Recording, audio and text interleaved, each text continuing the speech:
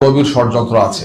বাংলাদেশ জামাত ইসলামীকে, তার আমিরে জামাতকে এবং আমাদের শীর্ষ নেতৃবৃন্দকে বিতর্কিত করার জন্য এটা হ্যাক করে তাদের নিয়ন্ত্রণে নিয়ে কিছু সময়ের জন্য তারা খুব খারাপ কিছু পোস্ট দিয়েছেন, আপত্তিকর কিছু পোস্ট দিয়েছেন এবং বোঝা যায় যে ঠাকুরগড়ে কে আমি কলা খাই না, এই ধরনের একটা বিষয় আছে। তাৎক্ষণিকভাবে একদল লোক কিছু কর্মসূচিও দিয়েছেন, দেখেছেন আপনারা।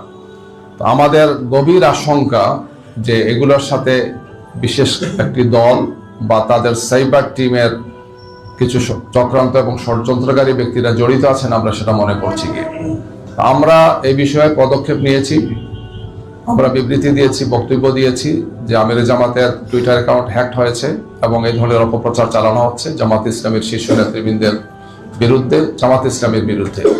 এবং আমরা এই ব্যাপারে রাত্রেই থানাতে আমরা জিডি করেছি, জেনারেল ডায়েরি করেছি। আজকে আপনাদের সামনে এই কথাগুলো আমরা বলছি।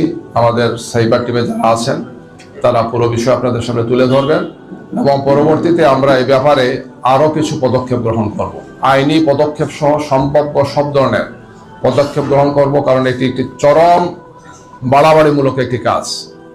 একটি দলের শীর্ষ নেতৃবৃন্দকে, বিশেষ করে আমিরে জামাত সহ আমাদের কেন্দ্রীয় এবং শীর্ষ নেতৃবৃন্দকে বিতর্কিত করা, জামাত ইসলামের ভাবমর্যাদাকে ক্ষুণ্ণ করা, একটি মারাত্মক ধরনের অপপ্রয়াস আমরা দেখতে পাচ্ছি। জামাত ইসলামীকে জনগণের সামনে প্রতিপন্ন করা, আমাদের বক্তব্য, আমাদের নেতৃবৃন্দের বক্তব্য খুবই ক্লিয়ার মেসেজ। আমরা নারীদের প্রতি, মহিলাদের প্রতি, দেশের প্রতি, দেশের স্বাধীনতার প্রতি আমাদের সম্মান এবং মর্যাদার জায়গা খুবই স্পষ্ট। আমাদের আমিরে জামাত এই বিষয়গুলো অত্যন্ত সুন্দরভাবে, সাবলীলভাবে বারবার তুলে ধরছেন। সম্ভবত এই সমস্ত কারণে একদল লোক চক্রান্ত এবং ষড়যন্ত্র করে জামাত ইসলামীকে প্রশ্নবোধক করে, জামাত ইসলামী নেতৃবৃন্দকে প্রশ্নবোধক করার জন্য তারা এই ধরনের গভীর ষড়যন্ত্রে তারা লিপ্ত আছেন।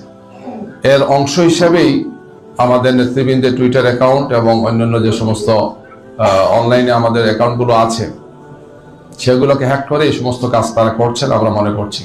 তো আমরা এই ব্যাপারে সম্মানিত ইসি যারা আছেন, আমরা ইসিকে এটা জানাবো আজকে যখন যাব, এবং এর সাথে আইন শৃঙ্খলা বাহিনী এবং সংশ্লিষ্ট যারা আছেন আমরা সবার সাথে কথা বলবো এ ব্যাপারে প্রয়োজনীয় পদক্ষেপ যাতে গ্রহণ করেন।